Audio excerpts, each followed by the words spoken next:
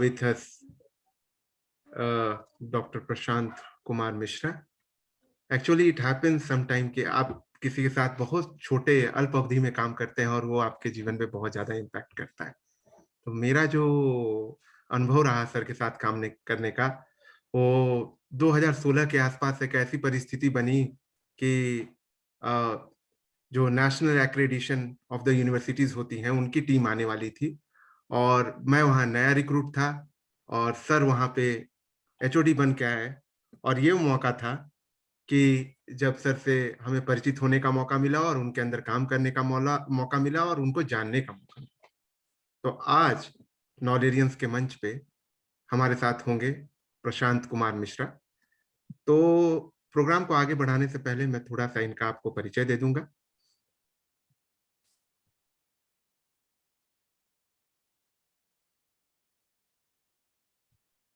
Sir screen देख पा रहे हैं? या मंच नॉलेरियंस का है जहां बात हो रही है ज्ञान और अनुभव की, और सर जो है ज्ञान और अनुभव दोनों में पके हुए हैं.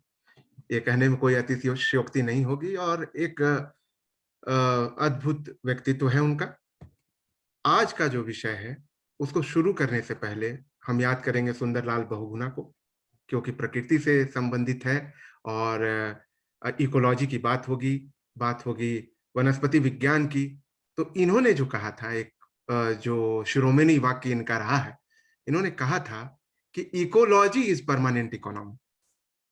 Ecology is permanent economy. और इसी पे मैंने कुछ पंक्तियां लिखी आज सुबह कि जल जमीन जंगल और हर जीव में जब ईश, फिर विनाश गाथा की ये कैसी है ख्वाहिश कि जिस डाल पे बैठे हैं उसे काटे जाते हैं. हो रहा विकास है ये डफली बजाते हैं. जब दूर प्रकृति से तो विनाश होना है. शीर्ष पर पहुंचकर भी निराश होना है. होना है अकेला भले कितने भी संपन्न आप हो. तय कर ले जीवन आशीर्वाद या फिर श्राप. हो खुद से ये प्रश्न हो कि क्यों ये सत्यानाश, कि क्यों विषाक्त हरकतों से जल जमीन आकाश, कि कहते रहे विकास हो रहा है तकनीकी. आज हाशिए पे है पर्यावरण और पारिस्थितिकी. तो यही पर्यावरण और पारिस्थितिकी के मुद्दे को आज हम उठाएंगे और हमारे साथ होंगे डॉक्टर प्रशांत कुमार मिश्रा. जानेंगे उनके जीवन परिचय एवं प्रेरणा के बारे में और बात करेंगे कि कैसे बने विश्वविद्यालय समाज का प्रतिबिंब. और जो टॉपिक है वो है पर्यावरण, पारिस्थितिकी एवं वनस्पति विज्ञान से सतत विकास. सतत विकास मतलब सस्टेनेबल डेवलपमेंट, एक ऐसी विकास की प्रक्रिया जिसमें हम जो भी लेते हैं उतना ही हम देते हैं ताकि आने वाला जो पीढ़ी है उनके लिए पर्याप्त शेष हो, उनको भी वही वातावरण बने, उनको भी वही शुद्धता मिले. और जो एक संस्कृत वाक्य है अथर्ववेद से लिया हुआ, माता भूमि पुत्रोहम पृथिव्या. तो इन बातों के साथ जो आज का टॉपिक है पर्यावरण परिस्थितिकी एवं वनस्पति विज्ञान से सतत विकास, उसके बारे में चर्चा होगी. और माता भूमि पुत्रोहम पृथिव्या, ये जो अथर्ववेद से जो वाक्य लिया गया है, यह है earth is my mother and I am her child, his और हर चाइल्ड. तो पृथ्वी जो माँ हमारी, हम भी तो पुत्र उनके. खुलती नहीं क्यों आंखें पुकार उनकी सुन के. पर्यावरण को हमने विषाक्त कर दिया है, जो था प्रगाढ़ रिश्ता समाप्त कर दिया है. बनना था संरक्षक पर बन बैठ गए मालिक. अस्तित्व पर अपने ही अब पोत गए कालिक. इस आशा में कि माँ तो होती नहीं कुमाता, सानिध्य पुनः मिलता और प्रेम उसका पाता. तो आज इन्हीं शब्दों के साथ आमंत्रित करूंगा डॉक्टर प्रशांत कुमार मिश्रा को. नमस्कार सर, स्वागत है आपका नॉलेरियंस के उस मंच पे जहां ज्ञान और अनुभव की बातें होती हैं. और मुझे कहने में ये अतिशयोक्ति नहीं होगी कि इसकी शुरुआत की जो लेक्चर थी, ये सीरीज जो चल रहा है, उसके शुरुआत और आरंभ में हमें पूरा आशीर्वाद डॉक्टर प्रशांत कुमार मिश्रा का मिला था. स्वागत है. धन्यवाद डॉक्टर रंजीत. और आपके इस मंच को यह एक मौका मिला है हमको एक बार फिर से यहाँ आने का, और अपना कुछ अनुभव साझा करेंगे, अपने कुछ विचार साझा करेंगे। सबसे पहले तो जैसा कि आपने कहा था, बहुत अच्छी बात से आपने शुरुआत की। हम लोगों को एक बार याद करना है अपने पुरोधा लोगों को, बहुगुणा साहब को हम लोगों ने याद किया, और उनका एक वाक्य हमको अभी याद आ रहा है। जब अनुभव साझा करने की बात ही आ रही है, जी, जी। उस समय शायद हम इंटरमीडिएट में पढ़ते थे और टेलीविजन था नहीं, तो रेडियो पर उनका एक भाषण सुन रहे थे। जी। बहुत ही इम्प्रेसिव उनका लेक्चर था। उस लेक्चर में एक शब्द, वो एक सेंटेंस जो उनका था, वो हमको आज भी याद है, और जब कभी भी मौका मिलता है तब हम उसको जरूर दोहराते हैं। अक्सर लोग कहते हैं कि भाई पर्यावरण को बताना है तो गांव में जाइए, गांव वालों को सिखाइए, गांव वालों को पढ़ाइए। बहुगुणा साहब का कहना था कि so far environmental education is concern, it is more important to educate the educated rather than to those whom we consider uneducated. बहुत खूब, बहुत सही है सर। तो जी। गांव में तो हमको सीखने के लिए जाना है, और इस विचार से ही वो आगे चले थे। तो इतने सक्रिय रूप से उनका योगदान हो सका था पर्यावरण के क्षेत्र में। उनको मेरी ओर से शत शत नमन। अभी अभी इंटरनेशनल बायोडाइवर्सिटी डे भी 2 दिन पहले बीता। जी। याद नहीं रहा था, नहीं तो हम रंजीत जी से कहते, हम लोग शायद उसी दिन अगर बैठ जाते तो और भी ये अच्छा रहता, लेकिन कोई बात नहीं। नहीं, ये जो 15 दिन का समय है सर, इसमें हाँ हाँ, काफ़ी उसको हम कुछ लोग है। ऑब्जर्व कर सकते हैं। 5th जून को फिर अंतर्राष्ट्रीय पर्यावरण दिवस आएगा, तो नहीं नहीं, वो तो पर्यावरण दिवस से हम जी, अंतर्राष्ट्रीय और बायोडायवर्सिटी डे। बायोडाइवर्सिटी, जी। हाँ हाँ, जैव विविधता दिवस की बात करते हैं। चलिए, तो ये बहुत अच्छी बात है, हम लोग यहाँ जुटे हैं। जी। आ, अपने जीवन के अनुभव के बारे में क्या हम बताएं। कोई भी व्यक्ति अगर 40-42 साल तक कोई काम करता है तो जाहिर सी बात है कि एक कई सारे अनुभव, कई सारे पड़ावों से वो गुजरता है। एकदम शुरुआत की बात अगर हम करें तो आज जो कुछ भी हम बन पाए या जो कुछ भी कर पाए, उसके लिए हम सीधे सीधे, आज तो है नहीं, वो हमारा आशीर्वाद उनके सामने लेकिन साथ हमेशा रहेगा, हम अपनी माता जी को श्रेय देते हैं। वो हमेशा बताया करती थी कि जब मैं गर्भ में था तब वो आयुर्वेद शास्त्री की परीक्षा की तैयारी करती थी, और इस तरीके से एक तरह से कहा जाए तो मेरा शिक्षण भी गर्भस्थ थे जब हम तभी से शुरू हो चुका था। जब वो आयुर्वेद आचार्य की परीक्षा दे रही थी तो 4-5 साल के हम रहे होंगे, और उनके साथ वो जब तैयारी करती रहती थी तो साथ साथ हम भी स्लेट पेंसिल लेके बैठ जाते थे। कुछ आता तो था नहीं, आड़ा तिरछा लकीर खींचते थे, सिर्फ नकल करना था कि माँ कर रही है तो हम काहे के पीछे रहे। और वो जो आशीर्वाद है, उसी आशीर्वाद के तहत, उसी आशीर्वाद के कारण हम जो कुछ भी हुए वो बन पाए हैं। प्रारंभिक शिक्षा हमारी सेंट्रल स्कूल गया से हुआ। सीबीएसई का पहला बैच हमारा था, ये भी एक अच्छा गौरव हमको प्राप्त हुआ, पहले बैच में हम पास किए। जी। वहाँ की एक बात हम आपको जरूर बताना चाहेंगे, और वो इस बात को बहुत अच्छी तरीके से इंगित करता है कि एक गुरु का क्या रोल होता है, और कितने सारे, जिसको अभिनय कह सकते हैं आप, वो एक टीचर को करना होता है। हमारे एक टीचर हुआ करते थे, बायोलॉजी के टीचर हुआ करते थे, राम प्रवेश मिश्र जी। जी। तो जब कभी भी हम क्लास में रहते थे, कुछ भी पूछे, सही से अच्छा जवाब देने का कोशिश किए, इंटरनल टेस्ट में अच्छा से अच्छा करने का कोशिश किए, लेकिन कभी उनसे अप्रिसिएशन हमको नहीं मिला। हमेशा वो कहते थे कि आप नहीं कर पाइए, आपसे नहीं होगा। और जब वो कहते तो हमको और जोश चढ़ता था। चलती गई गाड़ी, चलती गई, और फाइनल एग्जाम हुआ। उस समय हम लोगों को 11th का एग्जाम हुआ करता था, उसमें भी प्रैक्टिकल होता था। जी। प्रैक्टिकल में मगध यूनिवर्सिटी के प्रोफेसर अतर सिंह यादव साहब आए, जो एक हस्ती हुआ करते थे प्लांट पैथोलॉजी के, लंबा चौड़ा पर्सनालिटी। हम दुबले पतले पिद्दी से उनके सामने बैठे हुए थे सवालों का जवाब देने के लिए। अब उनके बगल में हमारे गुरुजी बैठे हुए। जैसे ही हम आए तो हमारे सर ने कहा कि देखिए, इससे सवाल पूछिए, अच्छा से पूछिएगा, ये जवाब देगा, आपको सेटिस्फाई करेगा। एक बारगी लगा कि जो हम सुन रहे हैं वो सच है कि गलत है, भाई ये क्या बात क्या है? जी, क्योंकि अभी तक तो वो जब भी कहते थे तो हमारे लिए बुरा ही कहते थे। हमारे भावना को वो देख लिए और समझ गए, टीचर थे आके।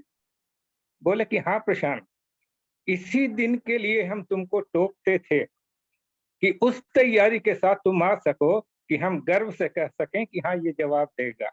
खैर, सवाल जवाब हुआ, रिजल्ट भी सामने आया, आगे बढ़ते चले गए, आगे बढ़ते चले गए, बीएससी किए, एमएससी भी किए। इस बीच में एक पड़ाव आया जब हम इंटरमीडिएट पास किए थे, तो उस समय बैंक की सर्विस बड़ी आसानी से मिलती थी। एक चिट्ठी पर हम एप्लीकेशन भेज दिए थे बैंक ऑफ इंडिया में, और वहां से आ गया बुलावा कि आपकी नौकरी है, आप पटना आके ज्वाइन कीजिए। माँ के पास गए हम, बोले कि हम लोग मगध के हैं तो मगही में ही बात करते हैं। हम बोले उनको कि देख अम्मा, हमको आ गया है नौकरी, हम जा रहे हैं। तो हम सोचे कि बहुत खुश होंगे कि बेटा को नौकरी मिल गया इतने कम उम्र में, लेकिन वो खुश नहीं। बोले कि ठीक है, पैसा तो कमा लोगे, लेकिन जब कोई पूछेगा कि तुम कितना पढ़े हुए हो तो क्या बोलोगे? आईएससी पास हैं। हम समझ गए कि उनकी इच्छा नहीं थी, छोड़ दिए, आगे बढ़ते चले गए। और फिर सब कुछ ठीक ठाक चलता रहा। पहला अपॉइंटमेंट हमारा बिहार यूनिवर्सिटी में वाइस चांसलर नॉमिनी के रूप में वीसी अपॉइंटमेंट हुआ। उस दिन टेम्पररी 1 साल काम किया, उसके बाद रांची यूनिवर्सिटी में हमारा हो गया। रांची यूनिवर्सिटी में जब हमारा सिलेक्शन हुआ तो पहली बार दुनिया से साबका पड़ा था, क्योंकि रिजल्ट हमारा अच्छा था, थ्रू आउट फर्स्ट क्लास थे, पैनल में पोजीशन भी बहुत अच्छा था। और हम यही सोच रहे थे कि या तो हमारा रांची कॉलेज में ज्वाइनिंग होगा या कोऑपरेटिव कॉलेज जमशेदपुर में होगा, और कहाँ जाएंगे।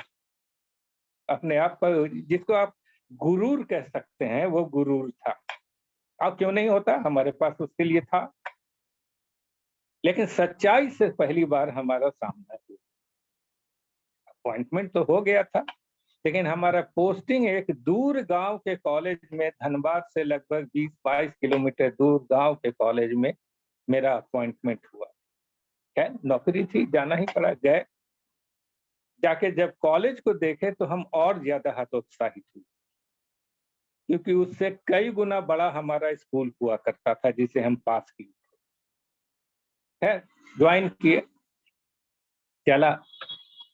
क्लासेस वगैरह का उस समय उतना प्रचलन नहीं था, और क्योंकि ग्रामीण इलाके का था तो वहाँ क्लास होना न होना बहुत कुछ खेती के समय से डिपेंड करता था, क्योंकि हमारे स्टूडेंट्स थे वो खेती के समय में खेतों में चले जाते थे। बहुत फ्रस्ट्रेशन हुआ एक दिन उसी फ्रस्ट्रेशन में। और ये एक महत्वपूर्ण बात है जो हमारे हमसे जो कनिष्ठ हैं उनके लिए हम कहना चाहेंगे कि एक दिन बहुत फ्रस्ट्रेशन हुआ, सोचे क्या करें नहीं करें, क्या करना है, मन नहीं लग रहा था। एक कागज लिए और उस पर एक हिंदी में लेख लिखे। साइंटिफिक राइटिंग था, इसमें कोई शक नहीं है। क्रोमोसोमल एबरेशन पर हम एक आर्टिकल लिखे जी, और उसको लिफाफे में डाल के भेज दिए विज्ञान प्रगति को। जी, भूल गए, डाले, भूल गए। 5-6 महीने के बाद हमारा एक विद्यार्थी गोल सा विज्ञान प्रगति को बीड़ी जैसा बना के लेके चला आ रहा था, दौड़ा हुआ। हुँ, लगे अरे सर, आपका एक नाम छपा है। इससे ज्यादा वो कुछ नहीं बता पाया। हम देखे कहा नाम छपा, देखे कि वो लेख छप गया था। और ये टर्निंग पॉइंट था। हम कहे कि चलो, अगर बहुत ज्यादा क्लास लेने का मौका नहीं है, हमको कुछ और करने का मौका नहीं है, तो अब समय को इधर लगाओ। हुँ, अब वहां से शुरू हो गया हमारे लिखने का आदत। हुँ, और लगभग जितने भी पॉपुलर मैगजीन्स थे, साइंस जी, मैगजीन्स, उन जी, सब के लिए हम लिख मारे, और भगवान की कृपा से 5-10% रिटर्न हुआ तो हुआ, अदरवाइज वो छपता भी चला जी। गया। तो तो साइंस हम जो कम्युनिकेशन में कहना सर चाह आपने काफ़ी अच्छा काम किया है, जितना मैंने देखा है, कि आपने बहुत सारे हाँ, विभिन्न पहलुओं को छुआ है उसपे। हाँ, हाँ, हाँ। वो चूंकि पॉपुलर आर्टिकल लिखना था जी, हमारा, जी, हमारा मकसद था कि विज्ञान को आम जनों तक पहुंचा दे हुँ, बस। बहुत ज्यादा टेक्निकलिटी को हम वहां के लिए नहीं रखे थे, उसके लिए हमारा रिसर्च पेपर का एरिया ठीक था। जी। तो ये जो स्थिति आई, वो हम उस समय जो आजकल के मैनेजमेंट में लोग पढ़ाते हैं स्वॉट एनालिसिस वगैरह, ऐसा कुछ नहीं था।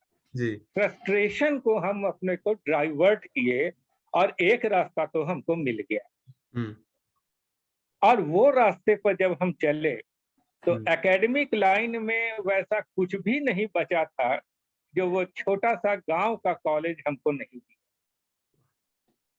कुछ भी नहीं बचा था। उसी में हम रिसर्च पेपर्स भी लिखे, छोटे मोटे एक्सपेरिमेंट्स भी किए, और पीएचडी भी हमारे अंडर में हुआ, और हम सब कर गए। जी। सेमिनार अटेंड किए, सेमिनार ऑर्गेनाइज करवाए, तो जो कुंठा थी हमारे अंदर में, वो कुंठा हमारे लिए वरदान बन गया, बहुत खूब, बहुत और लोग इसको पहचानते हैं। एक और हम उसका एक उदाहरण देना चाहेंगे, बड़ा शौक चल रहा है हमको कि स्पॉन्सर्ड प्रोजेक्ट करेंगे, कहीं से पता लगाए, और यूजीसी के प्रोजेक्ट का जो प्रपोजल था वो हम मेरे हाथ लगा, उसको भर भरा के जैसा तैसा क्या था, कुछ अनुभव था नहीं, बहुत रॉ किस्म का एक प्रपोजल बना के यूजीसी में हम डाल, और देखिए संजोग ऐसा कि हमको बुलावा आ गया डिफेंड करने के लिए। जी। पहली बार यूजीसी के ऑफिस में जा रहे थे, कांपते कदमों से अंदर गए, तो बड़े बड़े लोग बैठे थे, बाद में नाम पता चला है, तो उस समय मद्रास में सेंटर ऑफ एक्सीलेंस के डायरेक्टर हुआ करते थे प्रोफेसर महादेवन, और दिल्ली यूनिवर्सिटी के हेड थे प्रोफेसर गुप्ता, दोनों हमारे एक्सपर्ट थे। बैठे, एक डेढ़ सवा पन्ने डेढ़ पन्ने का जो मेरा प्रपोजल था उलट पुलट के देखे, अब बहुत हंसे, थोड़ा बुरा भी लगा, नर्वसनेस भी हुआ। उसके बाद जो बात वो बोले, वो बीज मंत्र था। वो बोले कि देखो, तुम्हारे प्रपोजल में कुछ है नहीं, लेकिन एक इतने छोटे कॉलेज में रह के तुम इतना बड़ा हिम्मत कर गए हो, हम इसका रिवार्ड तुमको देंगे, और बहुत ज्यादा पैसा तुमको नहीं देंगे, थोड़ा सा कंटीजेंसी का अमाउंट देंगे, और जो तुम कहे हो इतना ही काम करके हमको दिखा दो, तुमको आना पड़ेगा फिर से एक बार मिड टर्म इवैल्यूएशन के लिए, जी। अगर कर दोगे तो फिर आगे देंगे। हम कह के दीजिए, जो मिला वो तो है, कम से कम यूजीसी का ठप्पा मिला हमको। जी। और फिर वो लेके चले, वो जो एक दूसरा रास्ता शुरू हुआ स्पॉन्सर्ड प्रोजेक्ट का, तो उसके बाद से हम 8 प्रोजेक्ट यूजीसी का धड़ाधड़ हमको मिलता चला गया, जी। दूसरे एजेंसीज में भी गए और हम काम करते रह गए। हुँ, तो हमेशा हम एक बात अपने विद्यार्थियों को कहना चाहेंगे कि सपने तो देखो, तो बहुत नोबेल प्राइज का सपना देखो, अब कोशिश कर डालो, देखा जाता है क्या होता है। अगर हम नहीं, डर के मारे कि हम तो आर स्मॉल कॉलेज में हैं, बहुत छोटे कॉलेज में हैं, क्या होता, हम न डालते, और न हम कभी वो रास्ता मेरे लिए खुलता। बिल्कुल सही। तो वो जो हिम्मत थी, वो हुँ, हिम्मत हमको पे की, अदरवाइज मेरे में कुछ नहीं था। न तो हमारा लैब था, न अनुभव था, न किसी का मेंटरशिप था, कुछ भी नहीं था। हाँ, हिम्मत था, भिड़ जाने का हिम्मत था, और वो हमको पे करता चला गया। तो फिर इसी तरीके से फिर समय आगे बढ़ता चला गया। बहुत सारे सेमिनार्स में भी हम गए, और कुछ-कुछ हमारे अच्छे-अच्छे अ, सहयोग करने वाले और पीछे हाथ रखने वाले भी थे, हम आज भी याद करेंगे। जी। हमारे प्रिंसिपल हुआ करते थे वहाँ प्रोफेसर एहसन राणा साहब। जब बनारस हिंदू यूनिवर्सिटी में एक लैंड रिक्लेमेशन पर सेमिनार हो रहा था, तो कॉलेज में आता था, वो बोले कि प्रशांत जी इसको भर दीजिए, एक पेपर भेज दीजिए। हम कहे कि भेज तो देंगे, लेकिन वहाँ बॉटनी डिपार्टमेंट में इतने बड़े-बड़े दिग्गज हैं, प्रोफेसर एच.डी. कुमार है, आर.एन. सिंह साहब हैं, कहीं अगर पकड़ा गए तो रगड़ देंगे वो लोग। हम बोले चलिए ना, हम चलेंगे आपके साथ। और हमारे प्राचार्य, देखिए कोई रिश्ता नाता नहीं, लेकिन वो भी किस्मत की बात है, हमारे प्राचार्य हमारे साथ बनारस चले, आगे के रो में बैठे हुए थे। पूछा कि बोल दीजिएगा ना, हम कहे कि एकदम बोलने को तो बोल ही देंगे, हाँ सवाल जब करने लगेंगे तब देखा जाएगा। तो बोले कि अच्छा ठीक है, वहां पर हम। तो एकदम रट्टा मार तैयार किए हुए थे, जो भी गया वो हम अपना लैंड रिक्लेमेशन पर बोल दिए, क्योंकि हमको अनुभव भी था। तब जी, तक हमारा 8 साल 10 साल का सर्विस हो गया था, कोल बेल्ट में थे ही। जी। जैसे ही सवाल करने का समय आया, हमारे प्राचार्य महोदय तुरंत उठे, लंबा-चौड़ा पर्सनैलिटी उनका भी था, तुरंत उठे और खींच के अपने साथ लेते गए, मेरे पीठ पर हथपकी देते हुए, "वाह, वाह! डॉक्टर मिश्रा क्या बोले हैं आप? It is fine, fine, nice, nice, nice, everything is clear" और बिठा दिए।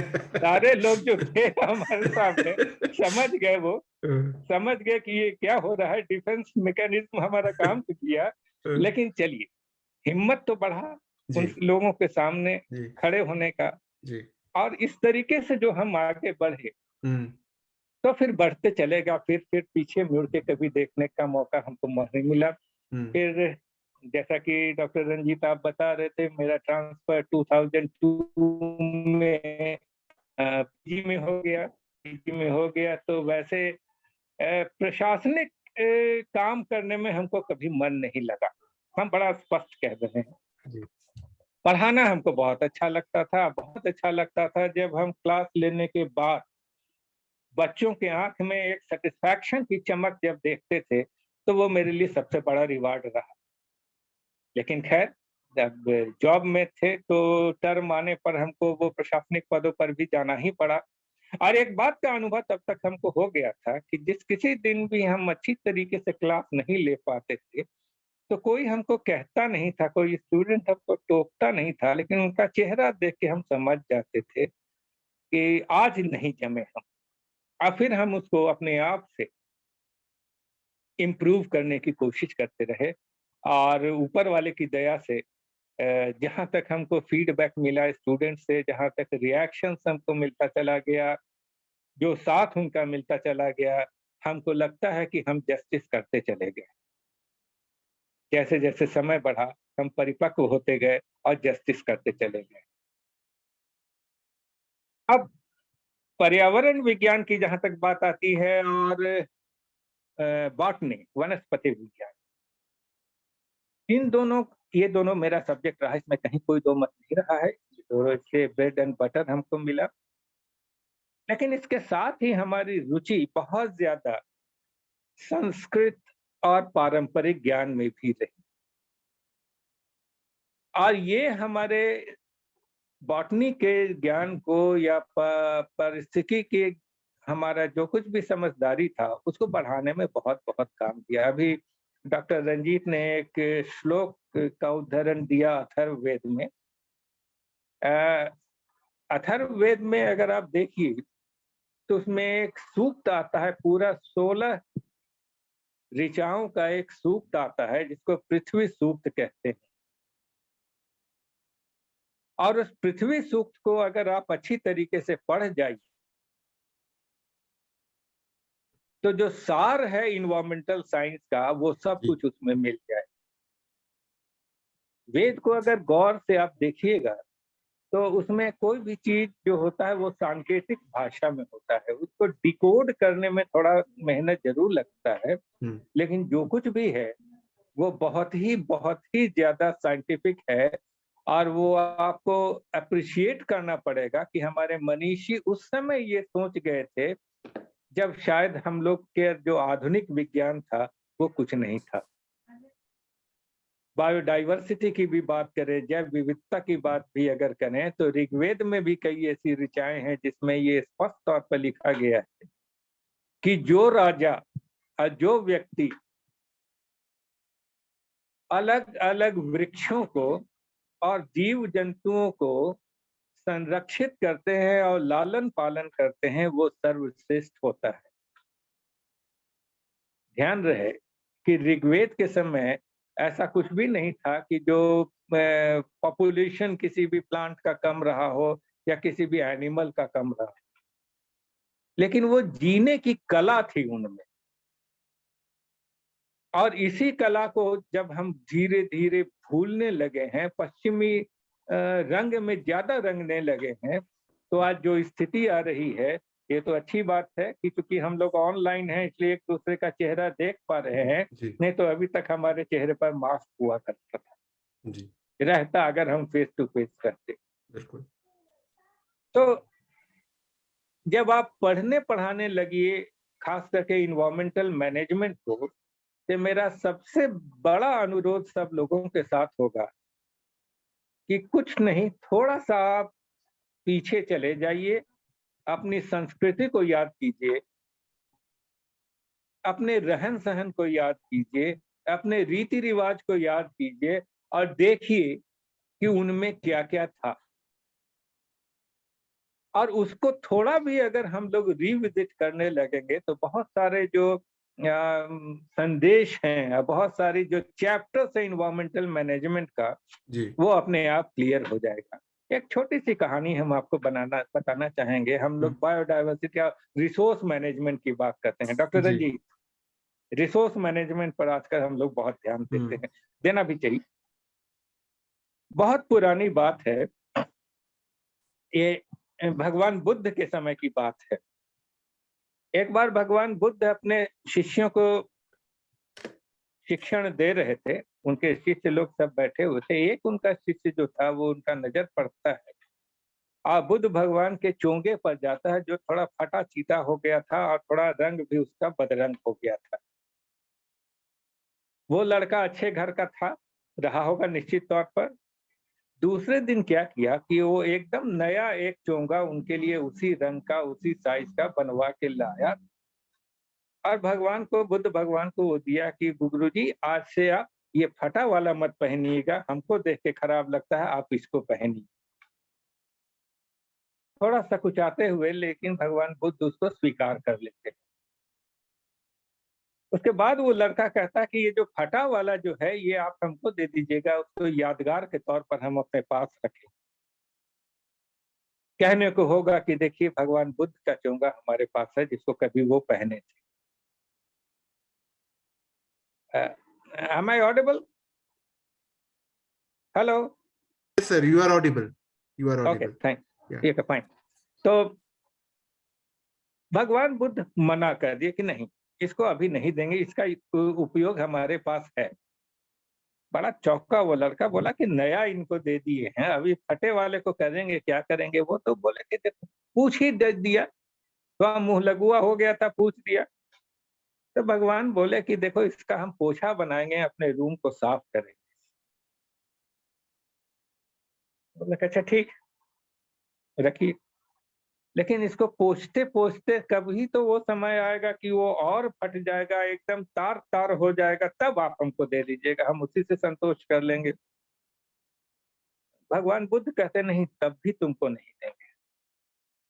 खींच के वो लड़का पूछता कि उसके बाद क्या कीजिएगा, जब ये तार-तार हो जाएगा, तब इसका क्या कीजिएगा? तब भगवान कहते हैं कि बेटा, इसकी उपयोगिता तब भी है, इसका हम बत्ती बना के दीपक में जलाएँ, क्यों बर्बाद करें इसको?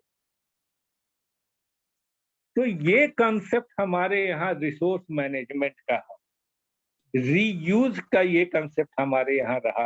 हुँ, अब ये बात और है कि आज हम उसको एप्रिशिएट नहीं करते हैं, इसके बारे में बात भी नहीं करना चाहते हैं। लेकिन आज इसी चीज को अगर हम थोड़ा-सा भी, ठीक है, उन मनीषियों की जगह तरह तो हम लोग नहीं हो पाएँगे, लेकिन हुँ, कुछ भी हम अगर थोड़ा-सा भी हुँ, अगर उनको फॉलो करना सीख जाए, फॉलो करने लगे, तो आज कुछ बहुत बड़ा जो अ, सबक हो सकता है एनवायरमेंटल मैनेजमेंट का, जी, हम वो पढ़ा सकते हैं, समझा हुँ, सकते हैं, जो शायद हम क्लासरूम में नहीं बता हुँ, पाए। तो बहुत-बहुत ज़रूरी है। दूसरी एक बात जो हम अपने अनुभव से आपको शेयर ज़रूर करना चाहेंगे कि हम लोग बायोडायवर्सिटी मैनेजमेंट की चर्चा करते हैं, हमारी संस्कृति जो है, उसमें कई ऐसे चीज़ हैं कि जो जाने-अनजाने बायोडायवर्सिटी मैनेजमेंट और कंज़र्वेशन में साथ देता है और उसको आगे बढ़ाने के लिए वो बहुत-बहुत ज़रूरत का रहता है। और जब तक हम उन रीति-रिवाज को हम मानते रहेंगे, तब तक हमारे सामने कुछ न कुछ तो हम लोग बचाते रहेंगे।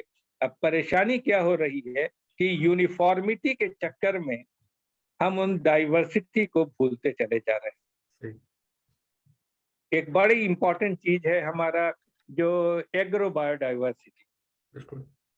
आप साग की बात करते हैं तो बहुत ज्यादा हुआ तो पालक साग हो गया, लाल साग हो गया, गेंधारी वगैरह हो गया, 2-3 साग की बात हम लोग करते हैं। लेकिन आप जान के आश्चर्य होगा हुँ, कि हमारे झारखंड में 38 अलग अलग किस्म के साग लोग खाते हैं, खाते रहे हैं और आज भी खाते हैं।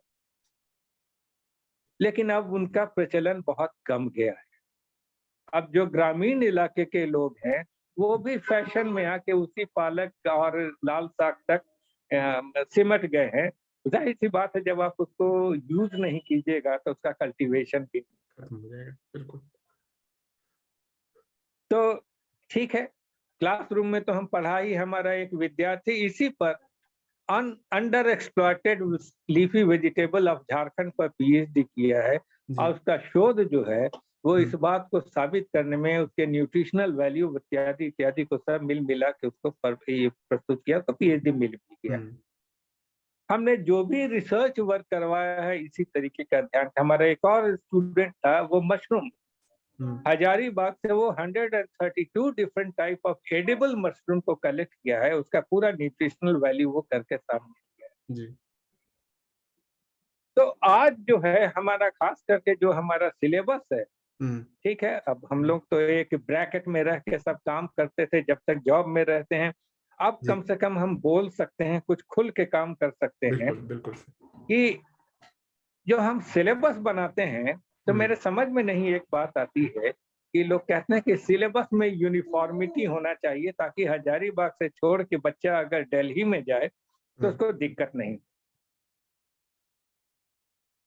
अब एक बड़ी अजीब बात है जिसका जवाब हमको आज तक नहीं मिलता है कि हम लोग टेक्सास एक प्लांट है जिसके बारे में बड़ा डिटेल पढ़ते हैं। हमारा विद्यार्थी भी उसके बारे में बहुत डिटेल्स में बता देगा। टेक्सास झारखंड में एक भी नहीं है नेचुरल कंडीशन, और हम उसके बारे में पारंगत हैं।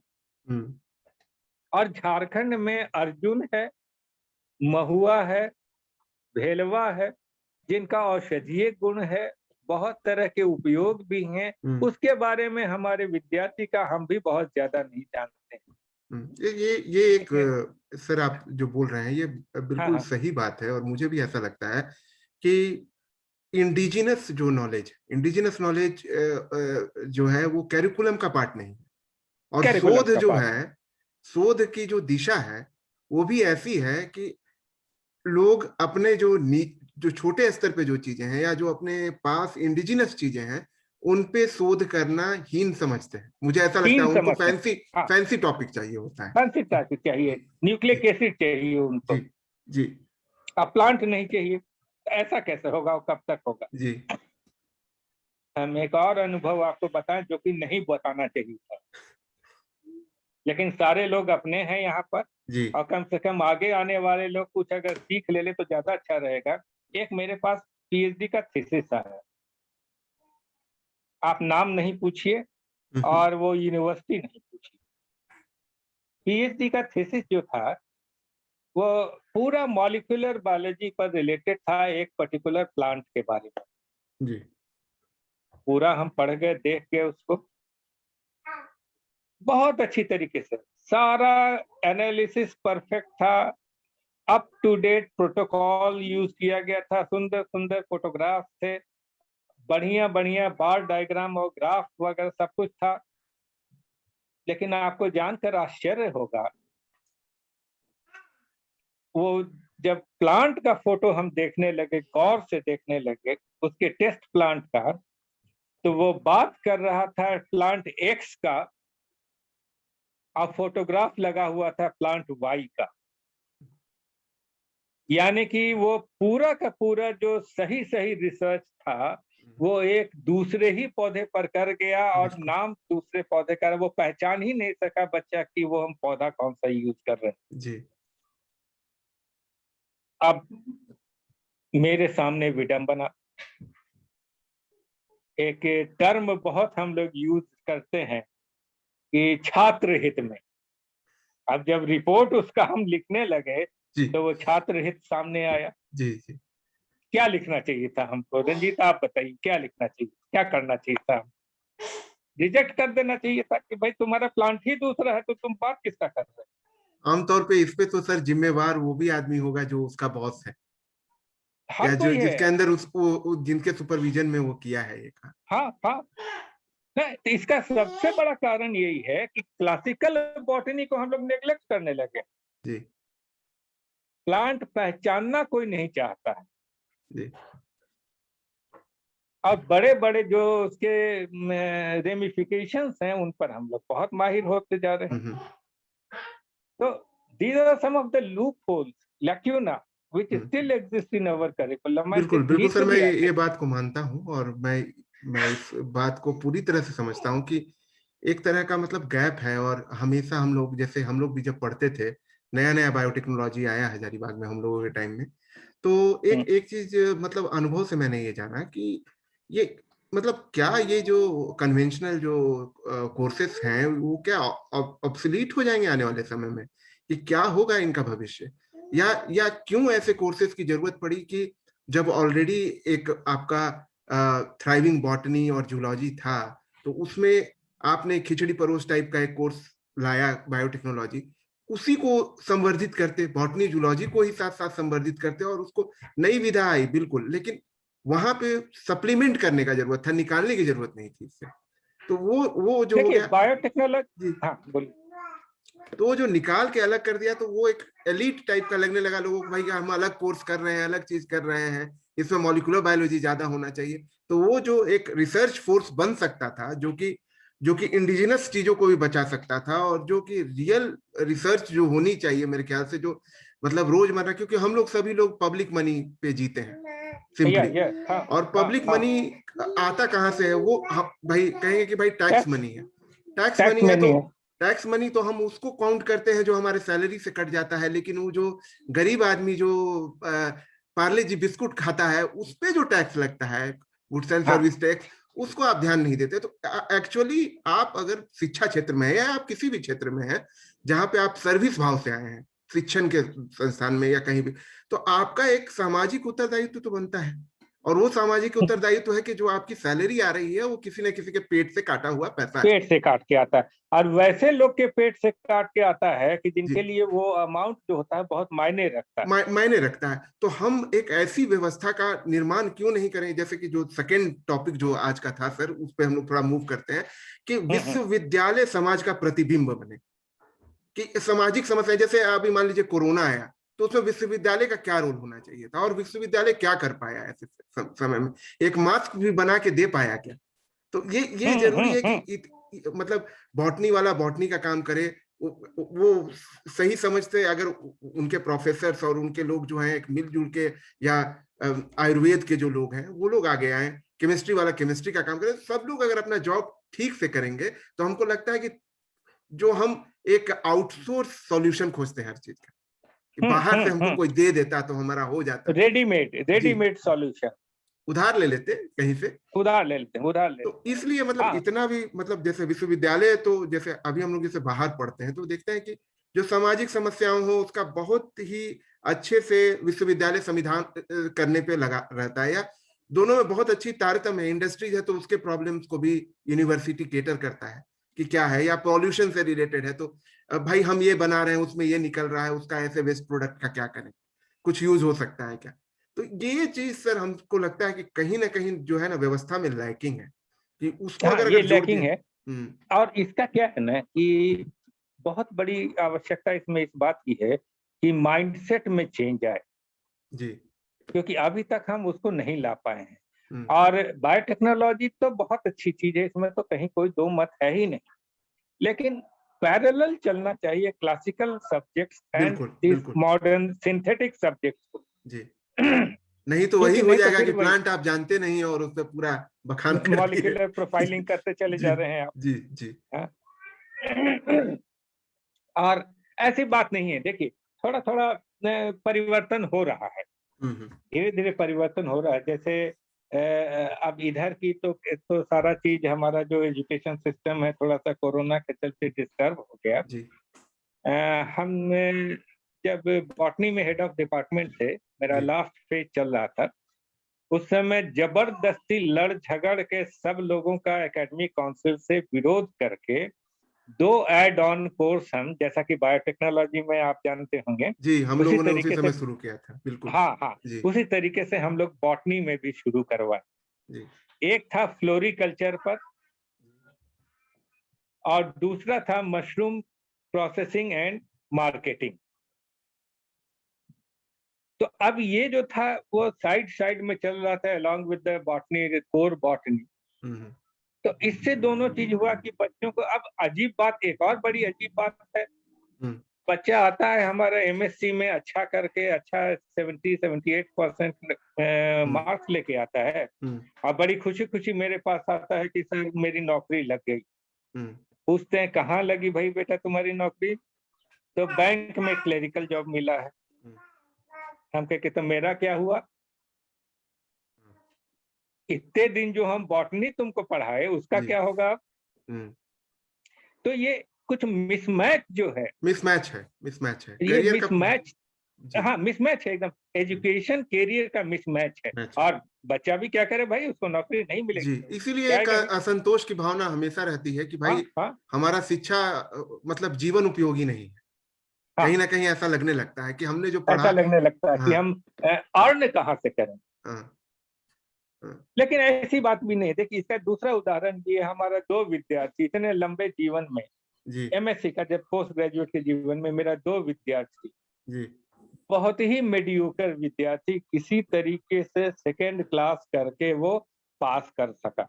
जी, लेकिन उसमें से एक आज फॉरेस्ट विभाग में काम कर रहा है परमानेंट जॉब में, और हुँ, एक बोटेनिकल सर्वे ऑफ इंडिया में काम कर रहा है। जानते हैं क्यों? क्योंकि वो प्लांट्स को आइडेंटिफाई करने में माहिर हो गया। बिल्कुल। मेरा खुद एक मित्र है जो बॉटेनिकल सर्वे ऑफ इंडिया में काफ़ी सेलिब्रेटेड साइंटिस्ट है और इस मंच पे भी आ चुका हाँ है वो। तो हाँ वो हाँ, वो जब बायोटेक्नोलॉजी पढ़ा तो उसको लगा कि मिसमैच है। मिसमैच है। हाँ हम तो गाँव के और वो आदिवासी बेल्ट से आता था, खुद भी हाँ, ट्राइबल बेल्ट का था और उसमें जो गुण था उसको वो सब्जेक्ट जस्टिस नहीं कर पाया सर। और जस्टिस नहीं कर अंततः पाया। उसने क्या किया कि एमएससी बायोटेक्नोलॉजी करने के बाद दोबारा एमएससी बॉटनी किया और फिर आज आज वो पीएचडी भी कर चुका है। He is a very celebrated scientist and authority.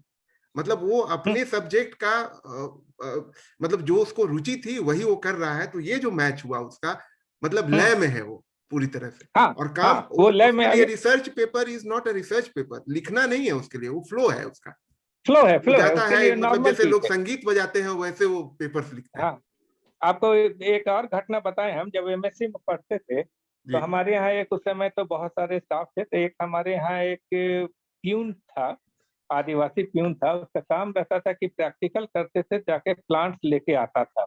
जी, अब वो, कल्लू नाम था उसका। जी, अब वो प्लांट आइडेंटिफिकेशन में माहिर था, जो हमारे गुरुदेव लोग नहीं बता पाते थे वो जी, बताता था। जी, और उसके पास जब कभी भी हम लोग फंसते थे तो कभी हुँ, अपने टैक्सोनॉमिस्ट के पास न जाके सीधे कल्लू के पास जाते थे, हुँ, और उसको बताते थे कि बाबू ये क्या है बताओ तो थोड़ा झाड़ता था हम लोग को। जी। अरे नहीं चिन ली तू, कौची पढ़मी तू, ई साइथोडियम हो। वाह! साइंटिफिक अब ने जुबान एकदम, हाँ बोटानिकल में एकदम मुंह जुबान पर है उसका। जी, जी, तो ये होता है स्किल। हुँ। अफसोस है कि हम डिग्री दिला देते हैं और स्किल उनमें वो नहीं आ पाता, और बिल्कुल, जो बहुत आ बहुत गया बड़ी जिन्हें, बात कही है सर आपने कि मतलब हमारे पास एक प्रमाण पत्र है, लेकिन प्रमाण पत्र पीछे का जो स्किल होना चाहिए, जो कॉन्फिडेंस होना चाहिए, वो विद्यार्थियों में नहीं। हाँ तो वो जो पीछे का आप बोले ना, प्रमाण जी, पत्र के पीछे वाला ब्लैंक है, जी, जी, और जिसका जी, कि खामियाजा विद्यार्थी भोगता है। विद्यार्थी भुगता है। तो ये सब कुछ कील है कि जो कि हमको डालना पड़ेगा अभी एजुकेशन सिस्टम में। जी, समय लगेगा उसके लिए, समय लगेगा। हुँ, लेकिन हमको लगता है कि आएगा समय, हुँ, और हम कर पाएंगे, ऐसी बात नहीं। हुँ, क्योंकि 2 ही विद्यार्थी हमारा, और हाँ वो भी आपको बताएं कि जो हमारा जो दूसरे विद्यार्थी जिसका बोटेनिकल सर्वे ऑफ इंडिया में सिलेक्शन हुआ, संयोग से उसके कुछ ही दिन बाद एक प्रोजेक्ट हमको मिला था ministry of environment and forest का, जी, बोटेनिकल गार्डन डेवलप करने का यूनिवर्सिटी में। जी, तो उसको रिव्यू करने के लिए बोटेनिकल सर्वे ऑफ इंडिया के ज्वाइंट डायरेक्टर आए थे। तो वो बताया कि मिश्रा जी देखिए आपका एक स्टूडेंट है हमारे यहाँ बढ़िया कर रहा है। हम उनसे पूछे कि देखिए है तो हमारा ही स्टूडेंट, लेकिन एक बात आपसे पूछें, आप अपने तक रखिएगा तो बताइएगा। वो पूछे पूछे ना, हम लोग वी आर फ्रेंड्स, संकोच मत। उनसे हम पूछे कि गए तो वहां पर एक डॉक्टरेट और कौन कौन पेपर वेपर लेके, वो तो भाई हमसे बहुत डांट खाया है, जिंदगी भर डांटे खाता रहा है, उसको कैसे जी, सिलेक्शन हो गया। जी, तो वो बोले कि डॉक्टर मिश्रा हमको आपके 80% से मतलब नहीं, हमको रिसर्च पेपर से भी मतलब नहीं, हमको उस स्किल से मतलब था कि जो प्लांट को आइडेंटिफाई करे, उसको बिल्कुल, क्लासिफाई कर बिल्कुल, सकता, बिल्कुल। क्योंकि हमारी जरूरत वो है। हम हुँ, क्या करें, आपका 80% रहेगा और ऑक्जेलिस नहीं पहचान सके तो हम उसका करेंगे क्या, बिल्कुल। बताइए। तो दिस इज द पॉइंट कि जहां पर हम लोग कहते हैं ना हुँ, कि नौकरी के लिए स्ट्रगल है, नौकरी के लिए स्ट्रगल नहीं है, स्किल के लिए स्ट्रगल, स्किल के चलते स्ट्रगल। बहुत सही सर। बहुत आपने सही बात कही है कि स्किल की कमी हो रही है। स्किल की कहीं न कमी है, कहीं स्किल शिक्षा की। व्यवस्था में थोड़ा-सा वो जो स्किल डेवलपमेंट वाला हाँ, जो ये है, जिससे कि आपको ऐसा लगे कि आपकी पढ़ाई व्यर्थ नहीं जा रही है और जीविकोपार्जन का आपके पास पर्याप्त साधन है। आप में हाँ, वो मतलब कॉन्फिडेंस आए कि नहीं, मतलब एक नौकरी ही आपको डिफाइन नहीं करती। हम्म, उसके हम्म। बियॉन्ड आप शिक्षा इसलिए नहीं ले रहे हैं कि आप बस एक नौकरी पा सकें, आप शिक्षा इसलिए ले रहे हैं क्योंकि आप समाज निर्माण के में और देश के निर्माण में एक अच्छे नागरिक क्या बन सकें। योगदान दे पा रहे हैं, जी, आप ये मत पूछिए क्या कि योग आपको देश क्या देगा, आप देश को क्या हाँ, दे रहे हैं। देश अपने आप में कुछ थोड़ी होता है, जी, हम ही आपने बनाए। बिल्कुल। सर, अब हाँ, समय भी जैसे-जैसे मतलब खत्म होते जा रहा है और अभी हम हाँ, लोग जो हाँ। पीरियड में चल रहे हैं, उसमें तो हम्म। थोड़ा मतलब ऑल टाइम लो कॉन्फिडेंस है लोगों का। तो ऐसे में सर विद्यार्थियों एवं समाज के लिए आपका क्या संदेश है? दोनों के लिए, अलग-अलग। देखिए, विद्यार्थियों को वो सबसे पहले, क्योंकि उनकी जिम्मेवारी मेरे ऊपर ज्यादा है, आज जी, की है। जी, और ये बात हम इसलिए नहीं कह रहे हैं, आप कतई कोई भी हमारा विद्यार्थी या कोई हमारा जूनियर या आप ही सही, जी, ये मत समझ लीजिएगा कि हम बोस्ट करने के लिए अपने आप को ये कह रहे हैं। जी, ये पिछले लॉकडाउन के पीरियड में हम 7 अलग अलग विश्वविद्यालय से ऑनलाइन कोर्सेज कर गए, जिनमें से एक कोर्स था, आप कह सकते हैं कि उसका कभी हमको यूज नहीं होने वाला है। जी, अब भगवान न करे उसका यूज कभी करना पड़े, कोविड मैनेजमेंट पर था। बिल्कुल, बिल्कुल। लेकिन कम से कम उससे इतनी बातें हमारी जानकारी हो गई कि जो आज तरह तरह के व्हाट्सएप पर मैसेजेस पढ़ते रहते हैं, उल्टा सीधा मैसेज जो पढ़ते जी, रहते हैं, तो उससे कम से उसको कम उसको कैसे टैकल? जी, फिल्टर करने का और अपने परिवार वालों को बताने की स्थिति में आज हम हैं कि नहीं यार वो गलत है, ऐसा कुछ नहीं होता है, ऐसा है। तो सबसे पहले विद्यार्थियों को तो हम यही कहेंगे कि आप ये जो घर पर आपको समय मिला है, बड़ा रेयर चीज है। ये है, बुरी बात है, कोविड को कोई अच्छा या कोई महामारी को अच्छा नहीं कर सकते है, जी, कहा जा सकता है, लेकिन इसको एक्सप्लॉइट कीजिए। यही वो मौका है हुँ, कि आप ऑनलाइन प्लेटफॉर्म पर जाके हर पॉसिबल जगह से इंफॉर्मेशन ले सकते ले हैं, और सकते हैं। स्टूडेंट्स जो हैं हुँ, वो तो कम से कम छोटे छोटे कोर्सेस हुँ, जरूर किया करें। बहुत खूब, ये बहुत खूब। मौका है उसको करने का। मतलब आपदा को आप अवसर बनाइए और उस अवसर एकदम अवसर बनाइए, और एकदम अपने अवसर। सेल्फ डेवलपमेंट पे उसको लगाइए।